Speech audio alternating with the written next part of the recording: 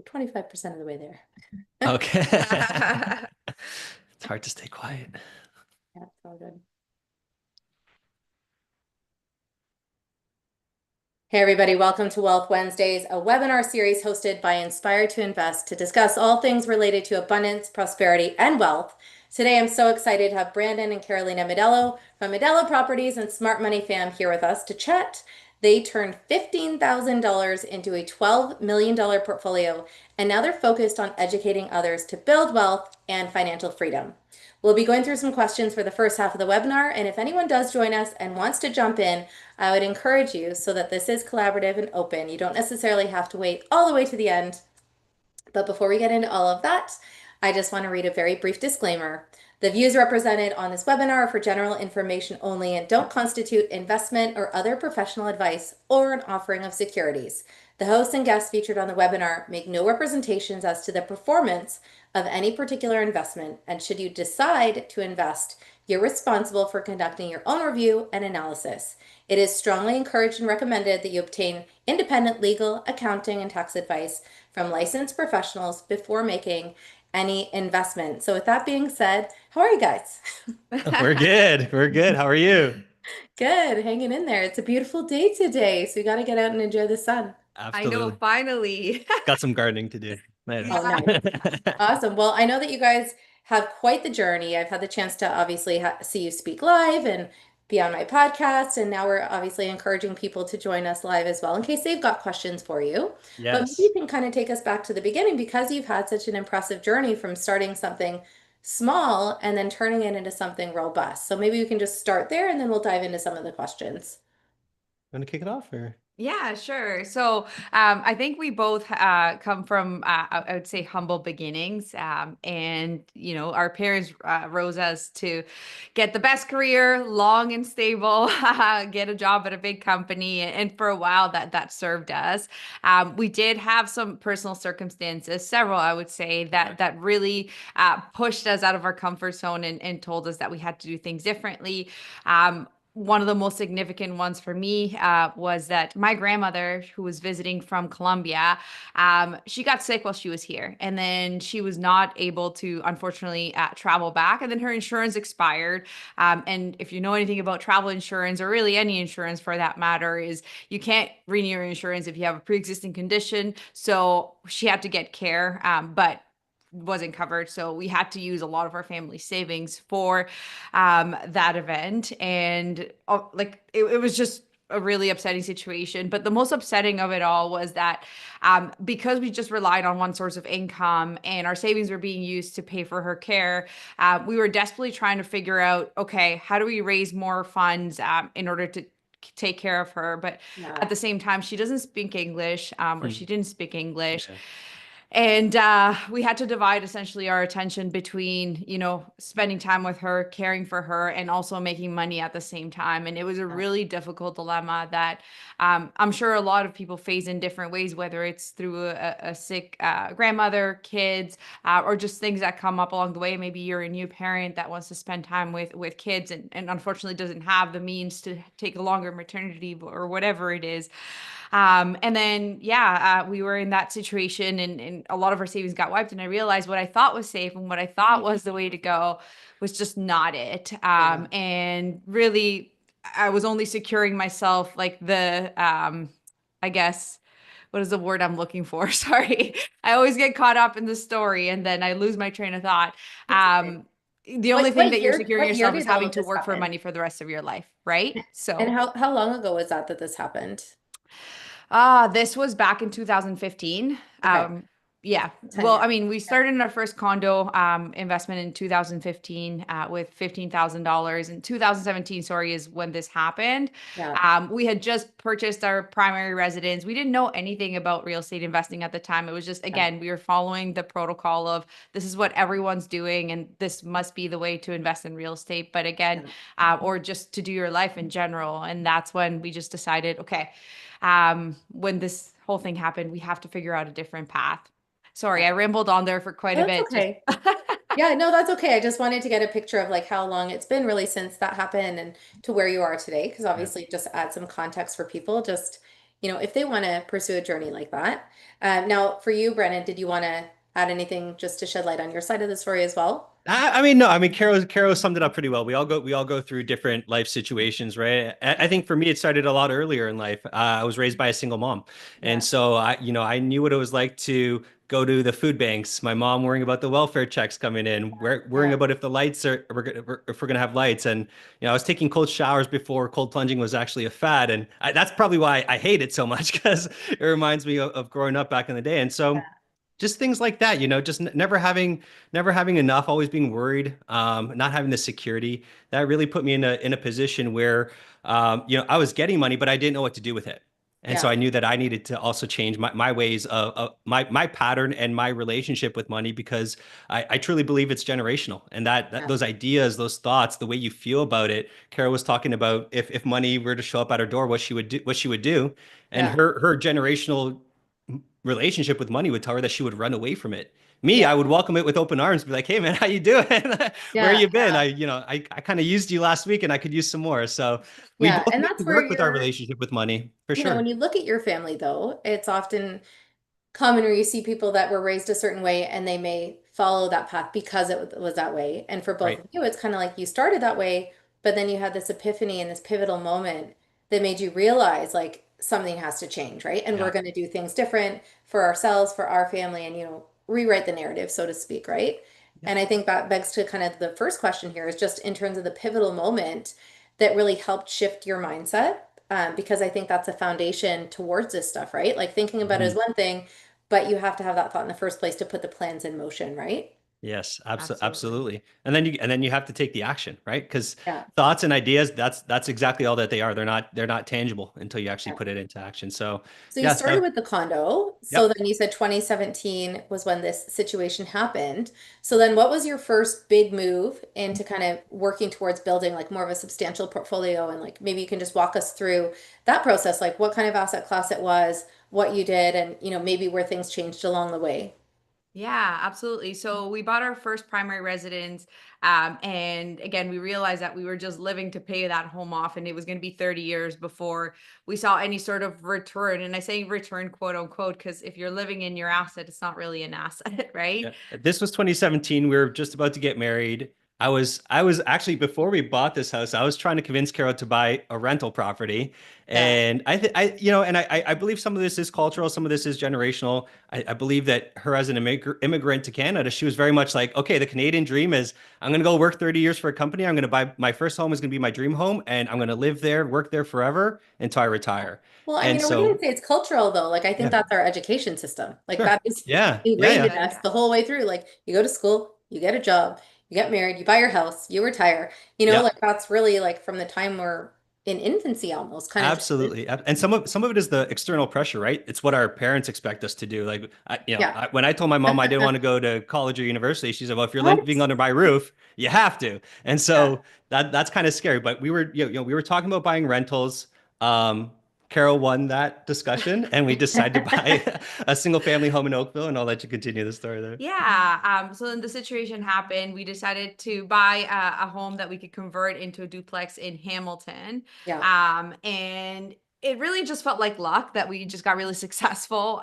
Like with that particular project, we were able to refinance all of our funds out. And then we said, okay, so now what? And Yeah. then we just decided to become really purposeful with getting the right education so that it wasn't luck, so that we knew exactly what we were doing, that we were protecting ourselves in terms of liquidity crunches and things like that. So we actually sold our primary residence and we started house hacking. If for anyone that doesn't know what that means, you can do it whether you own a home or you're renting, but essentially you live in part of the home and you rent the other, to really help minimize your living expenses and maximize how much you can keep in your pocket. Yeah. And essentially from there, we started just rinsing and repeating the same cycle. Now with a strategy, now truly understanding what constitutes a good investment versus not so good one. Really dove into the world of, okay, should I do TFSAs, RSPs? If I do that, what's the best way of managing that? Yeah. And then we started just getting really passionate about sharing our journey with other people. And I think our mission has really evolved into making sure that all businesses and all individuals have a good financial education, because a lot of business owners too, when you think about it, Mhm. um aren't necessarily the most financially educated. They might be really good at something that they Yeah. do that generates the money and pays the bills, but that doesn't necessarily mean that they handle their finances well. Yeah. So we just become huge financial literacy advocates, and we've worked with partners to help them get on board on the journey, who have Yeah. now gone off to do their own investing as well. Now we don't work with partners anymore, like new ones anyways. We work with our existing ones, Mhm. but now it's just really more about education and being part of these kinds of communities where we can Yeah. give back and pour into the audience so that they get inspired and start their Yeah. journey as well. Yeah, I think that's huge. Now, since you do deal with so many people, I'm sure that there's people that everyone will come up with a reason why they can't get started. So, in the Yeah. communication that you've had with new investors, like what kind of limited beliefs do you see as a common thread, and how do you try to help educate them to overcome those beliefs and take action? Yeah, I mean, I think there's lots of, and anybody that wants to come up with an excuse can come up with an excuse, right? My job, the employment kind of landscape is unstable right now, or I don't have any savings, or I don't have any money, or I don't know how to do construction. It's like, okay, there's so many excuses that you can come up with, and there's so many answers that you can find if you just ask the question the right way. So I think Yeah. that's for us, it's been a huge mindset shift. It's, even now, we're seeing deals and we're like, oh, do you know what? Maybe we can, maybe we can. It's like, no, no, how can we do this? So Yeah. who in our partner group that we've worked with before would this be a great fit? Who in our power team, whether it's a contractor or a broker of some sorts, who can come in and help us really make sense or understanding, see something that maybe we're not seeing. And so Yeah. asking the right questions, pulling the right people in at the right time. Carol and I both have different skill sets as well. And I very much have to ask her about certain things, and she has to ask me about certain things, because Yeah. that's that second layer. That's that lens that maybe you're seeing it one way and somebody else can see it a different way if you ask the Yeah. right questions. Yeah, and I would say just at the core of it, a lot of people don't even really figure out what their main barrier is, right? Like they might say, Yeah. oh, it's my job, or I don't have enough savings, but really at the core of it might just be, I'm really afraid and I don't believe in my ability to do this, or I don't know how, right? And that's addressing that core factor is much more important, because I can tell you I don't have any money, I can get you money. Now what, right? Uh, so it's really addressing that core belief that tells us, I'm afraid. Okay, if you're afraid, is maybe because you don't have enough education. So let's get that education, Yeah. right? And one thing that we learned very quickly in our journey is that you're never going to get the perfect plan laid out in front of you and having overcome all the obstacles, because obstacles are going to be very Yeah. different, and they come up at different points, right? Yeah. So I think you have to really have an ability to believe in yourself and your ability to overcome challenges, and that's probably the main one that we try to instill in our students and our clients, that at the end of the day we're all able to solve problems. And with today's amount of information that's out there and amount of resources, you really have ways to overcome challenges, Yeah. and just having faith that you can do that is more important than having everything figured out. Yeah, and I think that's normal. Like whether it's in real estate or entrepreneurship, like things will happen. There's a lot of political turmoil and economic uncertainty and things like that. Totally. There's always going to be something. Yeah. But you touched on a point when you talked about protecting yourselves, and for someone that maybe the Mhm. barrier is money, like that you can access money. So I do want to touch on the fact that there has been a lot of turmoil in our industry, and we've been Sure. touched by some of the operators that weren't conducting business the way that they should. So I Mhm. just want to know from your lens as someone that has partnered with people, that you're the operators, they're the money partner. What kind of things have you done to put in place to make sure that they are protected as a passive investor? Because obviously we've seen, a lot of operators that haven't protected their investors, and now there's Right. been a lot of damage in the industry, right? So I Yeah. want to kind of hear your perspective in terms of like how you are, trying to safeguard those relationships and those investments. For sure. I think number one starts with making sure that it's the right fit, right?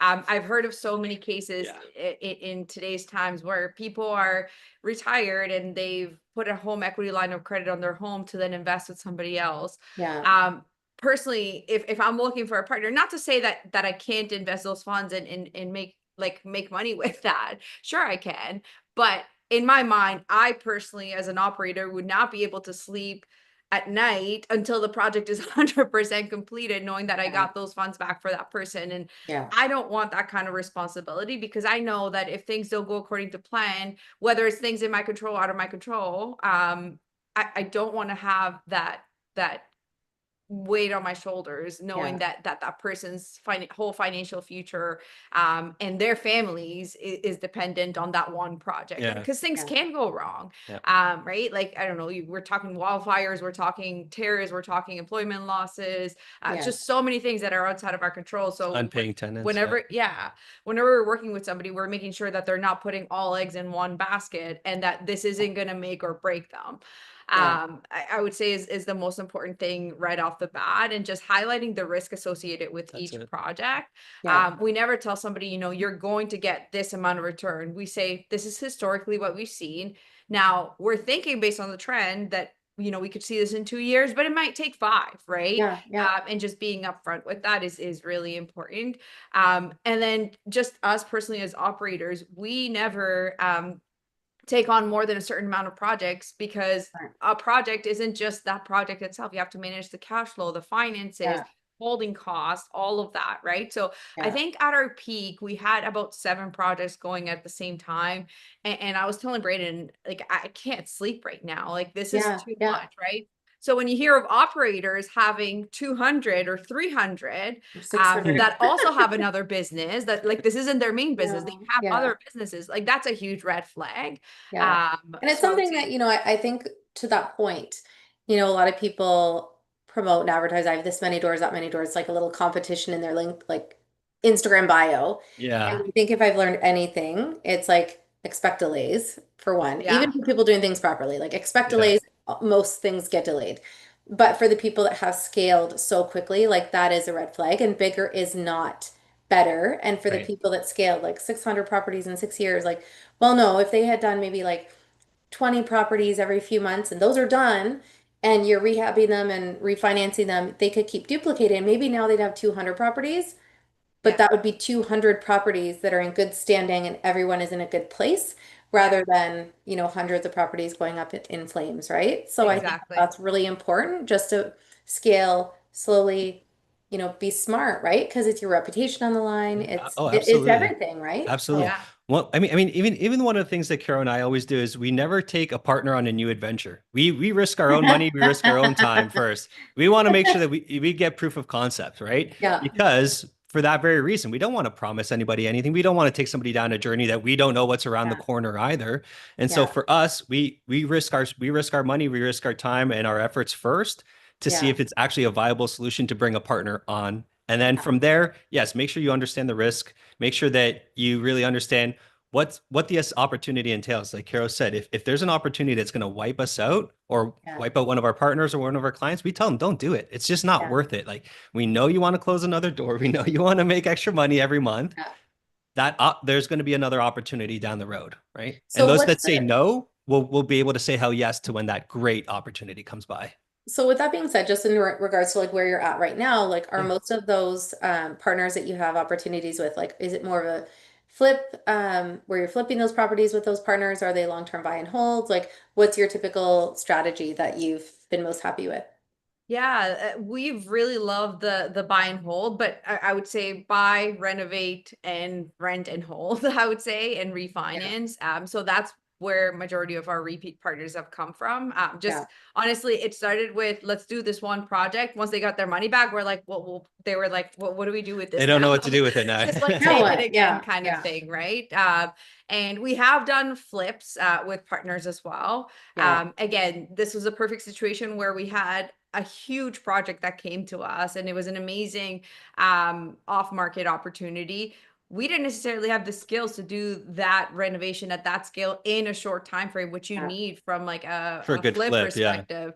And so we found somebody that we could partner with, and we were able to complete it, and it was one of our best projects, right? So kind of going back to what Brandon was saying earlier, it's not figuring out, like, why can't I do this? It's like, how can I do this? And we were able to figure out that solution. So right now we're actively looking for flips. Just, we're happy with our long-term buy and hold portfolio. And we like to balance like long-term results with short-term results. So we have in our portfolio lots of buy and hold. We have some rent to owns, Short term. and short-term rentals as well. Yeah. We just want to build up the capital that we're taking on now, because if you're buying things for the long term, it's going to be at least 5 years before you really start to see those returns. Yeah. Yeah. And so we're kind of looking for something that gives us more immediate results now. Yeah, we're in some Yeah. And flips it right now, feels and we're like looking for that everything's a next little one. bit on sale. Like, I'm seeing a lot of situations where people bought, within the last 3 to 5 years, and I mean, they're going to be selling at least like a $200,000 to $300,000 loss in some instances, right? So for someone Yeah. that wants to buy, Yeah. Yeah. it is a good opportunity because I think, I don't know if we've necessarily fully seen the bottom yet, but I mean, if we're not, we're probably somewhere near the bottom just based on seeing where things have gone. In regards to someone that wants to get started and they're not really sure, what would you say is the first piece of advice that you would give to someone that is looking to start building wealth? That's a great question. I think if somebody hasn't had any saving whatsoever, then it really starts with increasing your income so that you can save more. Yeah, And you can increase your income by getting a second job or figuring out like how to put your skills to generate more income. Ask for a yeah, raise. Ask for a raise, yeah. And I don't mean just like go to your boss and say, how can I get a raise? But how can you align your performance with the results of a company better so that you can tie your performance to Yes. those results? Yeah. And we've seen a lot of people be really successful with that. And I think that's something that's not necessarily talked about enough, because everyone says, build wealth, do this. Like at the end of the day, you yeah, have to make more money. You can't just, or keep more money. You can't yeah, just keep doing the same thing and expect a different result. yeah, And so I would say if you don't have any money, try to figure out how you can either save more money by saving on your interest, that cost. Maybe house hacking could be another way that you're just lowering those costs. yeah, And then you're able to save more. Try to automate that as much as possible, and yeah, look for ways to do it in the most tax efficient way, right? Like if you yeah, don't own a home, having a first time home buyer's account is like absolutely like a must. yeah, Just because it is the most tax advantageous tool that we as Canadians have, and it can go a really long way in terms of getting you started. If you do have savings, I do recommend that, after you've covered your initial emergency fund savings, that you look for ways to leverage that wealth to build more of a significant growth in your wealth, right? And that's yeah, where real estate comes in. That's why banks love it, right? I think real estate is probably the only thing that you can invest in, where the bank will give you up to 95% Gladly of give you the money. yeah, exactly, right? Like yeah, if you try to even buy a business, they're not even going to come close to that. So yeah, not here. I really, yeah. I do believe in the power of real estate when it comes to that. Yeah, Especially again, it's tried, true, proven. There's many different ways that you can make money. The most yeah, important thing I would say when it comes to that is make sure that you can plan for different scenarios yeah, when it comes to owning that property, because the market cycles. And so, if you're expecting to buy a property to flip, but it's a $3 million homes that you can't keep, that's what will burn you. Yeah. I, yeah, I, I yeah. do, I Sorry, do go want to ahead. touch on one thing, just about the corporate world, because that is where I come from in a previous life. I was and management as well. Yeah, It is insane. So if you are a female and you are in the corporate life right now, and you've been at a company for longer than 2 years, I really encourage you to go ask what your counterparts are being paid. yeah, One reason is historically women are underpaid in comparison to men, and so I know that anytime I was trying to get one of my team members promoted, and they were talking about, okay, do you know how much I'm going to get paid? I would always tell them, find out what your counterpart is being paid, and don't accept anything less than that, yeah, because yeah, that is a serious, I think, a big mistake and tragedy that we've seen in the corporate world. yeah, And then also, if you've been at a company for longer than 2 years, you're probably also getting underpaid for your position. So maybe it's time to look elsewhere to get that pay increase. Because because thank you, Nish. Because I know a lot of times, corporations will have that limit. Oh no, we could only increase pay by 8%. Well, yeah. you can But go when you get look at the 18, cost twenty of percent somewhere retiring, else. like that's why people jump around a lot of the time, Have right? to. You Because they have know they to. can get like, in some instances, much, much, much higher pay, right? So Yeah. I think you could position it to your employer, like, what's the cost of replacing me if I leave? Like, you don't want to threaten them, but No, like, no. There's discussions to be between like had. the period of time, like Yeah. that maybe your position is unfilled, the cost to actually interview and rehire and stuff like that, I think it's a very important consideration. Totally. Yeah. Know your worth on the market if you want to stay at your job Yeah. too. It's Yeah. so Yeah. important too, for even just from a personal development though, right? Like if you're at a job and you don't see how your results are being tied to the company as a whole being a better company, Yeah. then maybe you just need to reposition your role, right? Yeah. Like I think we all want to add value. So if you're not feeling like you're adding value or your boss doesn't feel like you're adding value, then it might be time to either change your role or go elsewhere. Yeah. Take Yeah. action. Yeah. And then what you were saying earlier, just in regards to saving up and different ways to maximize money, someone had a quote recently and it was like, if you don't measure it, you can't manage it.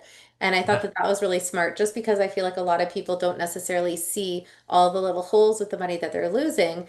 And it sounds crazy. Like I literally track everything, like every expense that kind of goes through because I really want to truly see like what I'm spending month to month. And I've actually been tracking our groceries for like gosh, like 15 years. So I'm like, I could say we spent $600 a month in Yeah. 2008, and now I'm just like crying because Oh it's yeah, Yeah. yeah. We did that most months are like recently. 1,500 to 2 grand. Like it's just, anything basically for the house and groceries. But it's just Yeah. shocking. Like we're not eating anything more, and there's only the three of us. So it's like, or two and a half, she's Yeah. so Yeah. small. Yeah. But I think it's important just to pay super close attention to everything that is going out. And then you can tighten up even further because you're like, oh, I didn't even know that these lunches were costing me Yeah. $100 a week or something, right? Like Yeah. that's $400 a month, right? So that's Yeah. really significant if you're putting that away. Yeah, yeah, Agreed. we just put a post out yesterday on cutting back some expenses and things like really just looking at where your money is going and evaluating it properly. And I mean, even for us, one of the things that we did was we got rid of our second car.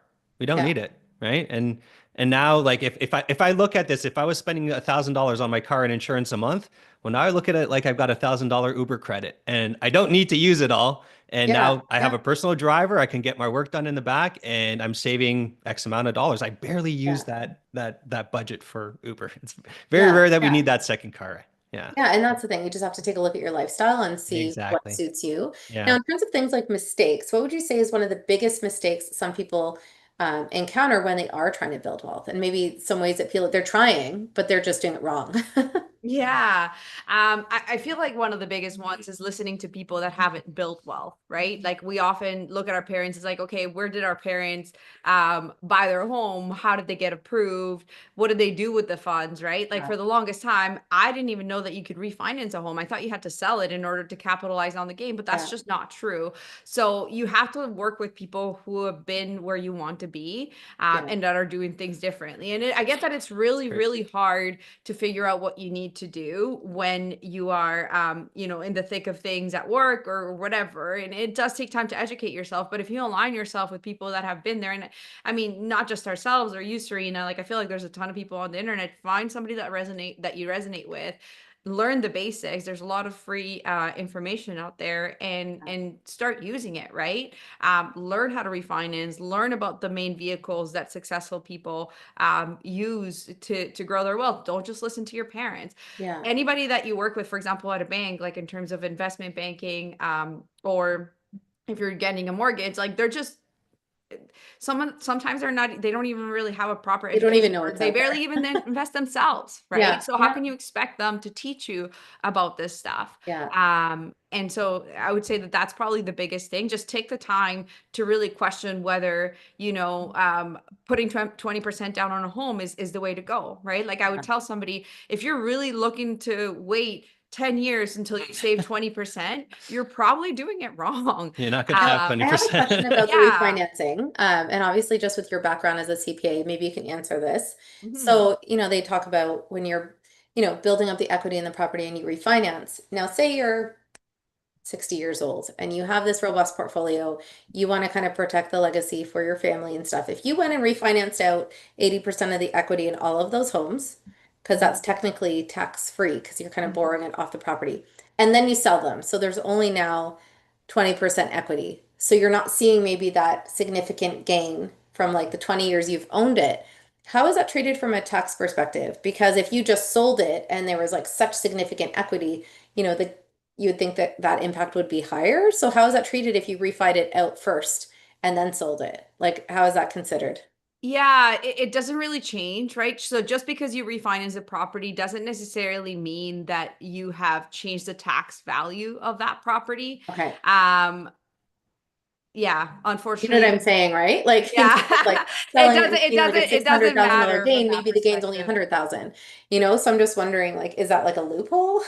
No, no. So from a tax perspective, it's like they'll record when you bought it, and then when the ownership changes, that's when you sell. So if you're refinancing it to yourself, unfortunately, it hasn't really changed hands, so it would still be the same value as from the beginning. Um, One of the best ways, and I mean, this is something that we went down a loophole on ourselves because we're trying to figure that out early for our kids. We try to see if setting up a trust makes sense, but there's all these additional requirements that the government Yeah. now asks you to have when it comes to trust. And they only Um, last a certain period of time now, right?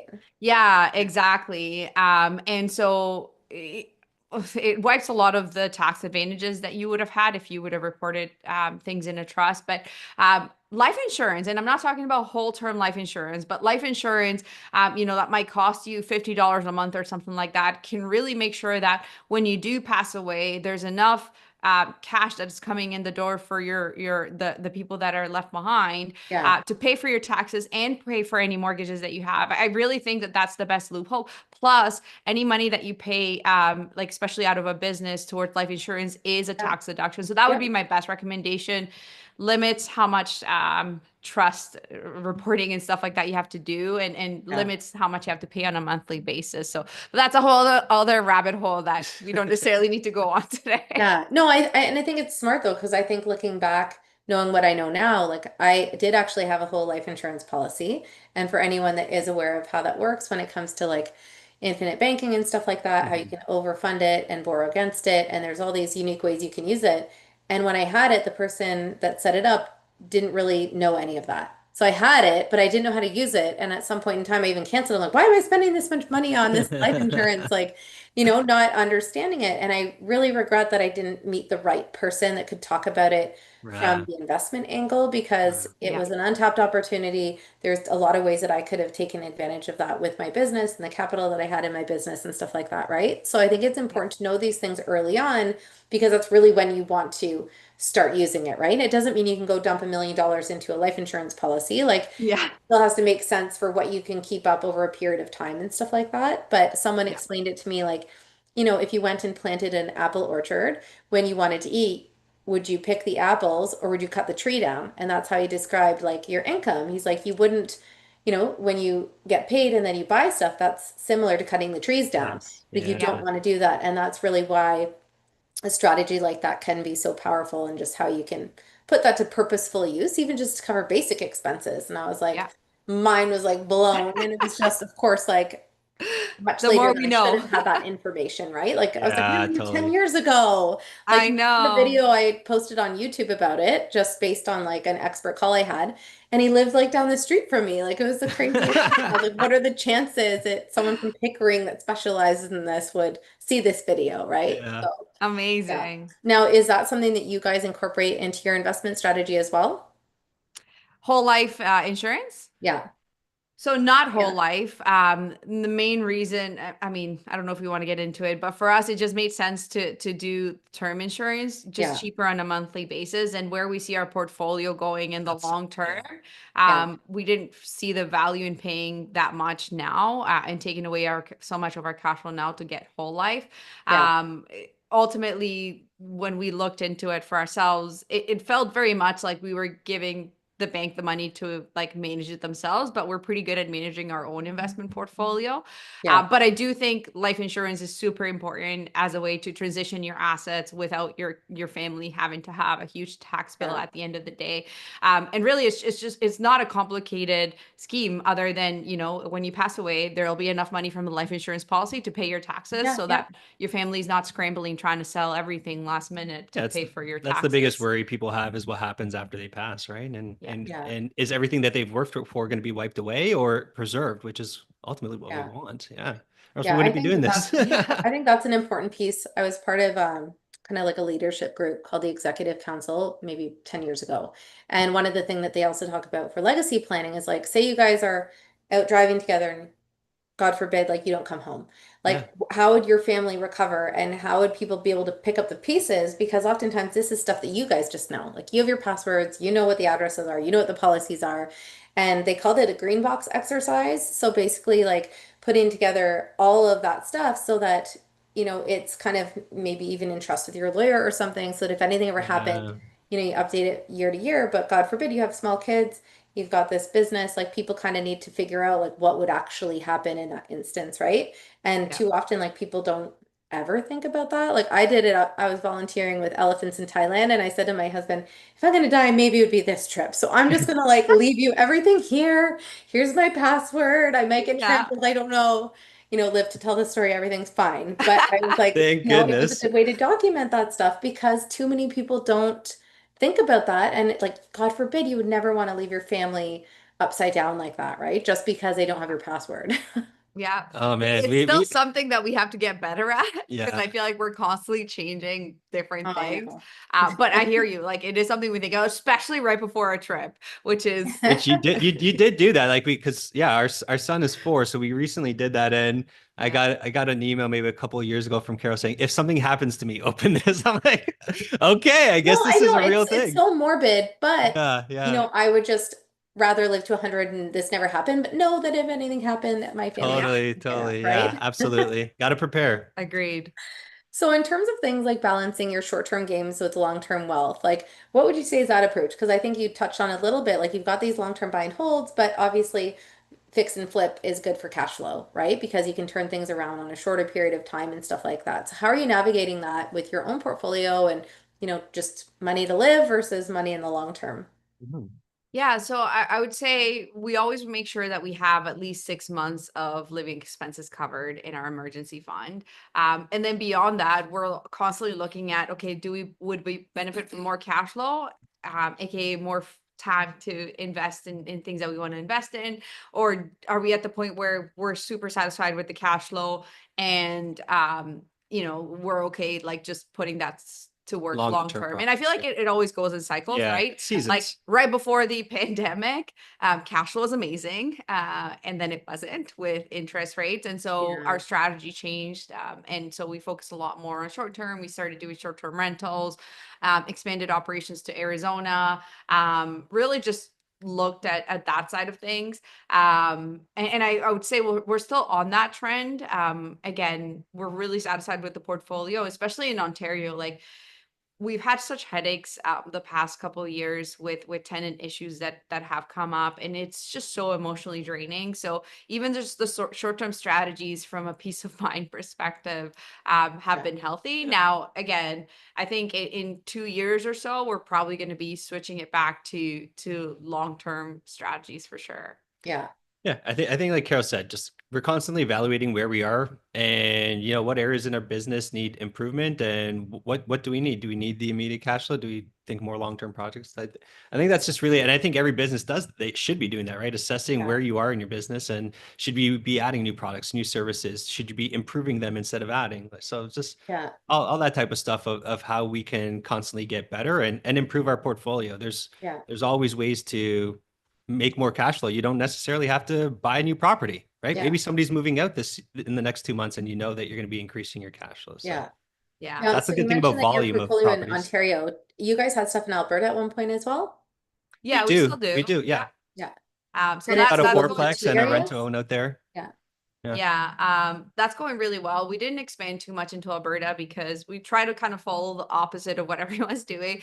Everyone's going to Alberta. Yeah. And actually I When we just did that. saw, Yeah. yeah, Or when Texas. yeah, Yeah. or Yeah. Yeah. Texas, exactly. And actually I think I saw, was it yesterday or last week, for the first time that Calgary prices or Calgary sales had decreased year over year for the first time in the last month. And I was like, okay, here we go. Like it kind of the you start to see the effects of too many people flocking to one area as well. Yeah. So but that's going really really well. I think you can find opportunities anywhere just as long as you know what it is that you're looking for, right? Like you don't go to I don't know, like I don't even know what I'm gonna say, but you don't go Right. to downtown Toronto for cash flow. You just Yeah, yeah. right. Yeah, you're probably like negative cash flow. It's mostly Yeah, equity, right? exactly. I mean, you might want to go to Toronto if you're like Yeah, a doctor that has a ton of money and want yeah, to take advantage of the tax write-offs, right? But again, everyone has their own strategy. That's There's exactly no, it. I was going to say it's really evaluating what the opportunities are at the time. It's not necessarily as, a city or a state or a country. And yeah, people will say don't invest in Ontario because it's not landlord friendly. Well, if there's an opportunity here for make $200,000 just from the buy, then why wouldn't I do it? So I yeah, think self-evaluation and knowing that what your goals, what your strategies are, and your threshold, what you're trying to do, how much you're yeah, trying to get out of a return on your investment. That's yeah, very, very personal to everybody. I yeah, realize we're probably confusing people with everything that we're saying. Um, and I think we go through this ourselves as well when we're evaluating different pros and cons of everything that it is that we're doing. And I just want to tell anybody listening, like you can do it all. You just can't do it all at once. So just figure out like what is it that Yes. you want right now, and how can you do that one thing right now, and then maybe in 3 months reevaluate, because yeah, there's really no wrong or right answer. So Well, yeah, don't let us confuse you. things evolve. If you have $50,000 right now, and in 2 years you got 500,000, things evolve, yeah, the opportunities yeah. evolve, and that's just And just identifying those different opportunities. Like there was one opportunity in my backyard, which I don't see that often, like being in Pickering. Like I know you guys started in Hamilton, but like Durham is just not really a hub for like investment in the same way that maybe Hamilton, Niagara is. But I was driving by property and I saw a for sale sign and I really regret not seeing it and jumping on it. But basically the homeowner had passed away. It was a 10-acre property. It was listed for $3 million and TAC had put all the resources in around it. And they had actually offered, I think, $5 million for the property. And then Doug Ford came in and made like the moratorium on the green space. So basically, eventually things will get built, but this you probably can't build for like 7 or 8 years. right. So Yeah. imagine buying it for $3 million, maybe with like 30 investors, 100,000 apiece, just holding the property for the next Yeah. 5 to 8 years. Yeah. That would be worth so much because you could build, I think, 80 single family homes and Wow. 140 or 50 townhouses on it. And the resource was already there. Like it's just now Yeah. like the government put this hold on it. But imagine coming Wow. in, getting that under contract, and it's just you're just going to hold on to that. Like you could probably Yeah. sell it for 6 to 10 million a decade from now, right? And Yeah. that's actually Yeah. something I've dealt with a client right now. Like they bought some land in Whitby for $250,000 Wow. 20 years ago, and it's currently listed for just shy of 10 million because one Wow. warehouse went in across the street, another warehouse went in, and taxes are only like $400 a year.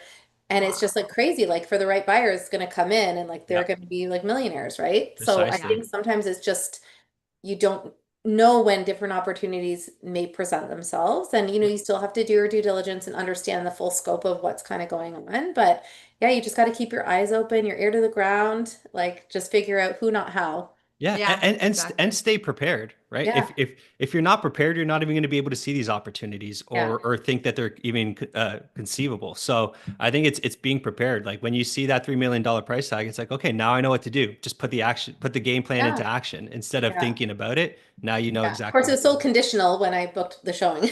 And I got to Oh, meet the homeowner's brother who filled me in on everything that had Oh, happened. there you And I go. was Yeah, like, you got the ah. inside scoop. And he's just like, why didn't my brother sell that? Like, he could have walked away with all this money, like at this particular time, and obviously stayed and then passed away. Wild. So I yeah. was just like, I see the sign driving by, and I'm always like, ah, That why? one. That Yeah, it'll Yeah. always happens be to like the us one that all got the away. time. Like, or like, and I mean, part of it is also hindsight, right? Like we see flips here. I think we saw one like 6 months ago that sold for like 900,000, and then within 6 months it sold for like 155.